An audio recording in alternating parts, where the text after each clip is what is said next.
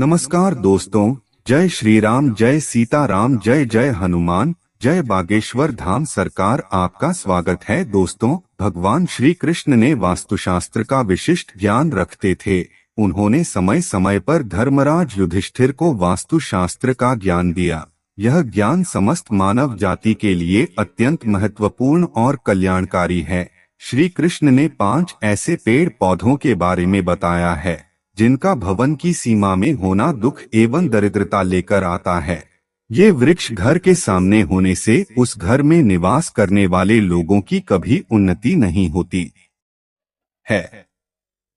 उन्हें हमेशा पराजय और निराशा का ही सामना करना पड़ता है। दोस्तों, वास्तुशास्त्र के अनुसार वृक्ष तथा पौधे हमारे भवन की सुंदरता को बढ़ाते अवश्य है, साथ ही यह वातावरण को शुद्ध रखते हैं।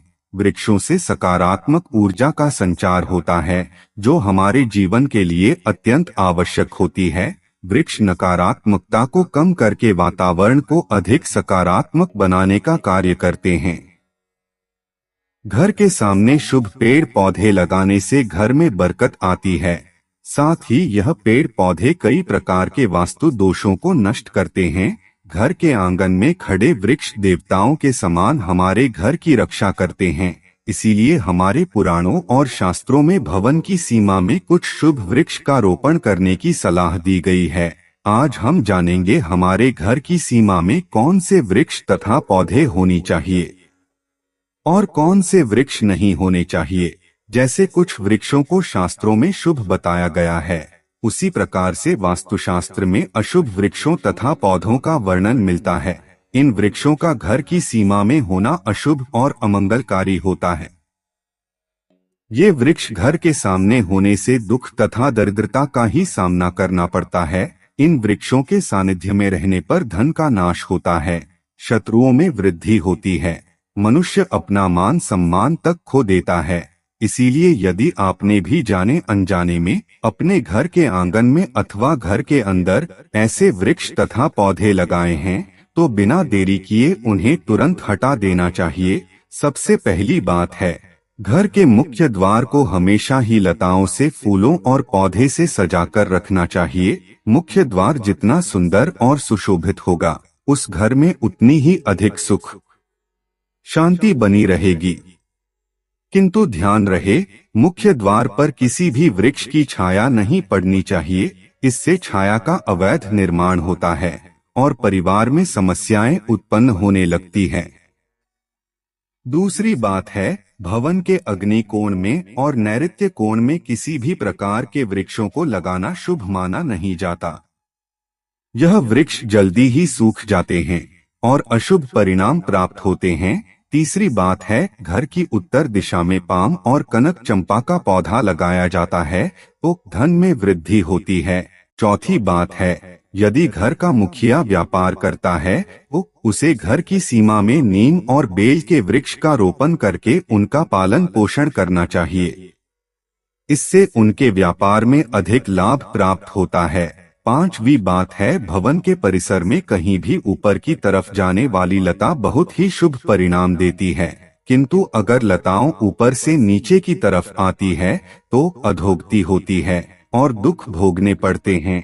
यदि इस स्थान पर कोई मनी प्लांट हो तो और भी अधिक शुभ फल मिलते हैं। छठी बात है, केले का पेड़ भवन के लिए बहुत ही अधिक शुभ माना जाता है, लेकिन इसे घर के पीछे लगाना चाहिए। यदि इसे घर के सामने लगाना हो तो तुलसी के पौधे के पास लगा सकते हैं। तुलसी के पास केले का पेड़ हो तो धन संपत्ति में वृद्धि होती है, क्योंकि केले के पेड़ में भगवान विष्णु निवास करते हैं और तुलसी में माता लक्ष्मी का वास माना जाता है। आइए अब जानते हैं कौन से पेड़ पौधे घर में लगाना अशुभ होता है। सबसे पहले बात कर लेते हैं कांटेदार पौधों की। दोस्तों, आपको घर में कभी भी कांटेदार पौधे नहीं लगाने चाहिए, क्योंकि कांटेदार पौधे हमारे वास्तु को प्रभावित करते ही हैं।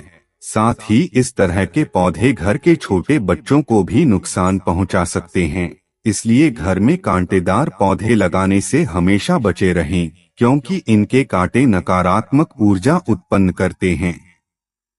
लेकिन फिर भी गुलाब जैसे कांटेदार पौधे लगाए जा सकते हैं, परंतु गुलाब के पौधे को घर की छत पर ही रखें तो बेहतर रहेगा। इसी के साथ अगर धार्मिक दृष्टि से भी देखा जाए तो भी कांटेदार पौधों को घर में लगाने से परिवार में लड़ाई झगड़े बढ़ जाते हैं।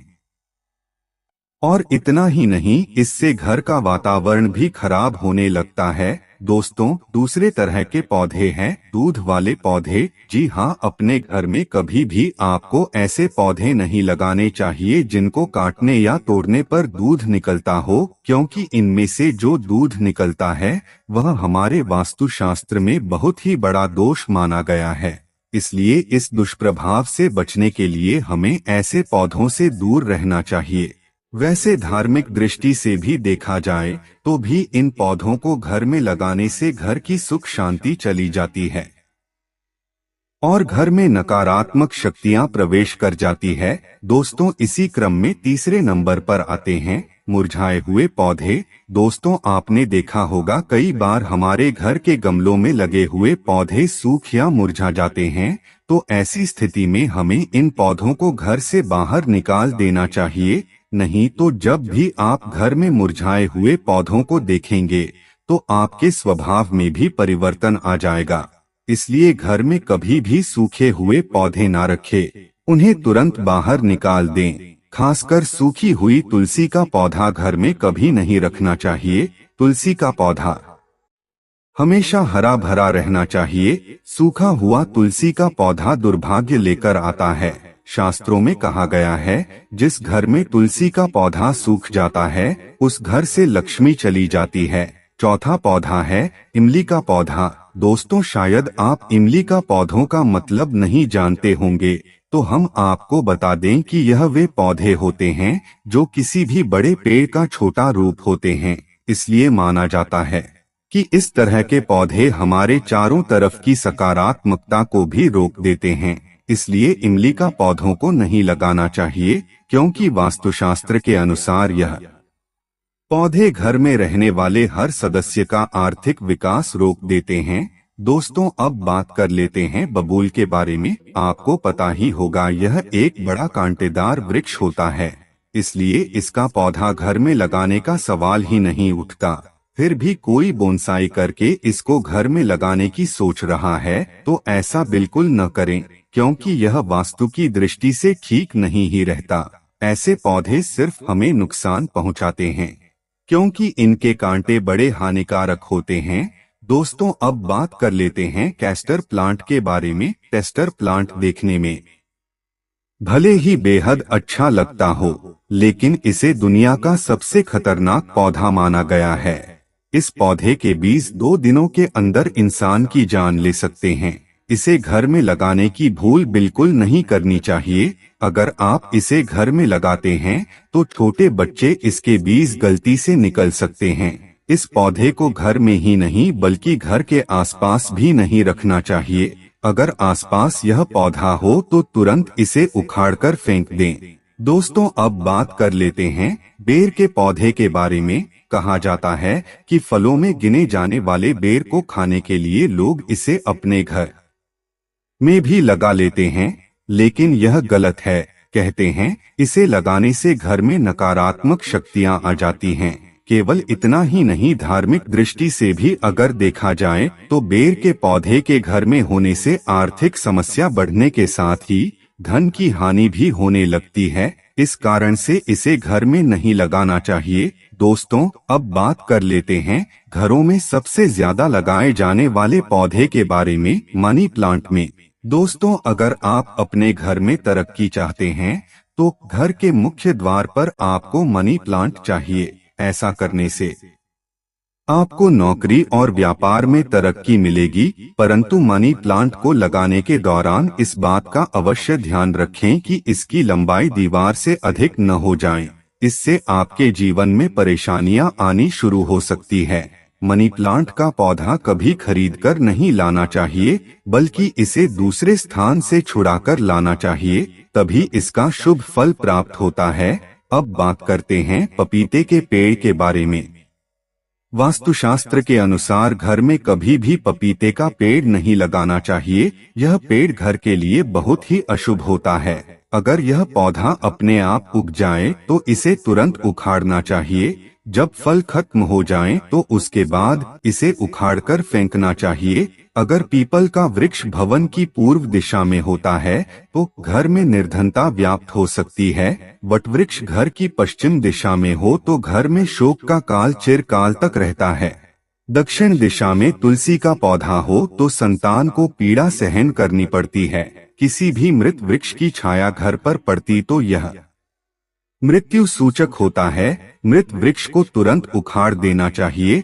तो दोस्तों, इस प्रकार से वास्तुशास्त्र में घर में लगाए जाने वाले पेड़ पौधों के बारे में महत्वपूर्ण जानकारी दी गई है। कमेंट में जय श्री कृष्ण जरूर लिखें। साथ ही वीडियो को लाइक करना ना भूलें।